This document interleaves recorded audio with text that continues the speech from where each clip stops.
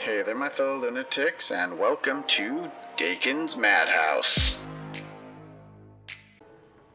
Hey there, my fellow lunatics. Today we are diving into Civilization 7. I have been absolutely obsessed with the Civilization games for decades now, and I have been really excited to play this one. Hopefully you've checked out some of my live streams where you've seen me actually go in and play some of Civ 7, and there's more of that to come. But for right now, I just want to go over 5 things that really I wish I had figured out earlier in my playthrough, and hopefully this will save you guys a little bit of headache. Real quick though, before we get started, I just wanted to let everyone know I have a merch store up and running now, so please check that out. Link is in the description. And we are working on a goal of 10,000 subscribers by the end of the month, so if you haven't subscribed to this channel yet, please be sure to do so. It really does help me out. As well, if you could hit that like button when you get a second, I really appreciate it. Thanks so much. Let's get going. Celebrations are what give you new policy slots in this game. So you definitely want to get celebrations, especially early on in the era. I like these narrative events that give you bonuses toward your happiness for the next celebration. I find them really useful to just speed up that progress so that you can end up with several policy slots right off the bat. So one thing that kept bugging me when I first started was, how long do I have until the next celebration? Since celebrations create new policy slots, I want to have them as often as I can. And unfortunately, mousing over happiness at this moment doesn't tell you anything. Clicking on happiness also doesn't really tell you what you need to know for this. But I'll tell you where you can find out this information.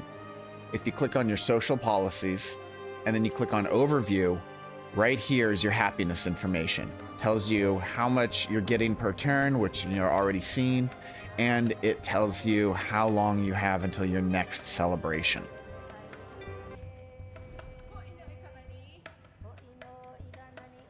When your city expands, you have an option to add a specialist.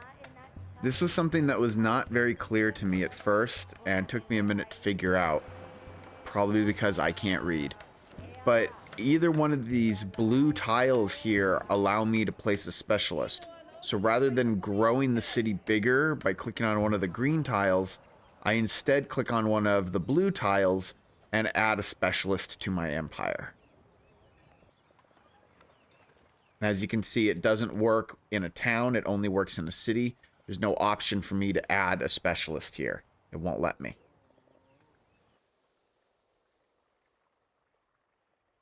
During the exploration age, to get treasure fleets working, you kind of have to do a few things that aren't very well explained here in these steps. One thing you have to make sure is that you need to have a town, settlement, city, some sort of settlement location that is on the coast or close enough to the coast that you're able to build a fishing quay. You also need to have one of these treasure fleet crop items. Like for example, this location here has access to spices as well as sugar. If that settlement doesn't have access to one of these and access to your fishing area, then it will not be able to generate treasure for your treasure ships. So any of your settlements that are further inland that would maybe connected and have some of those spices or tea or things like that, they don't do you any good for the purposes of treasure fleets.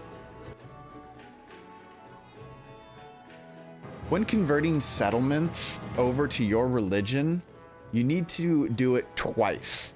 First, you need to do it once on an urban tile, and you need to do it a second time on a rural tile. That's what each one of these little religious icons that you see here means. So in this case, right now, we've got, I believe that's Confucianism in this city. And I have brought my missionary over to one of the rural tiles, and I am going to spread my religion. And that has moved the religion over one to crab peopleism. And I'm gonna have to do it again on an urban tile in order to fully convert this city over to my religion.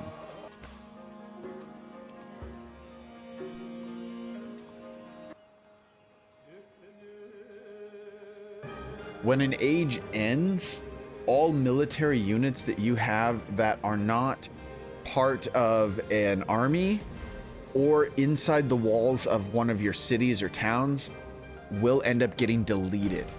So you can see here, I just entered the modern age and I have a field cannon, which used to be an archer. And then I also have my army commander with all the units that I had stacked up. They're all protected. But all my units that I had outside, I had a small group that were hanging out here of a couple of cavalry units and a couple of longbowmen or heavy archers, and they're gone. So be aware of that. Get your guys inside the walls or get them inside of an army commander bunched up by the time the era ends if you don't want to lose those units. And there you have it, guys. That is 5, well, I guess technically 6 things that I wish I had known when I first started the game. Hopefully this helps you out since you're also a new player just like me. And together we can all get better at Civilization and just have a wonderful time enjoying this amazing new game together. Yeah, I've got critiques of it, and maybe I'll save that for another video, but for right now, I'm pretty happy with this game, and I hope you're enjoying yourself too. So until next time, stay happy, stay healthy, but above all, stay crazy, my friends.